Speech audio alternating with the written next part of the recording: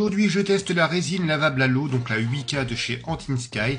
Donc on met tout ça dans la M7 et on lance l'impression. Premier abord, cette résine est très liquide, en tout cas beaucoup plus liquide que la résine classique. La première impression s'est bien déroulée, je n'ai pas eu d'échec, donc c'est déjà un bon point. Le rendu a l'air pas trop mal, c'est des fichiers donc qu'on m'a envoyé qui étaient pré-supporisés. Et pour ce premier test, je le lave donc à l'eau, comme préconisé. On défait les supports qui sont quand même assez rigides, De toute façon, la résine porte bien son nom. Et je confirme qu'elle est quand même très rigide. On constate donc que cette première figurine est très brillante. Je sais pas si c'est le fait que ça soit lavé à l'eau qui rend comme ça. De toute façon, je vais relancer une impression pour justement laver à l'alcool et constater les différences. Le côté brillant masque beaucoup les détails. Est-ce que c'est un effet d'optique ou pas? Je sais pas, on verra à la mise en peinture. Donc, comme je le disais, j'ai relancé une impression, cette fois-ci nettoyée à l'alcool et le résultat est similaire. On a toujours ce côté un petit peu brillant.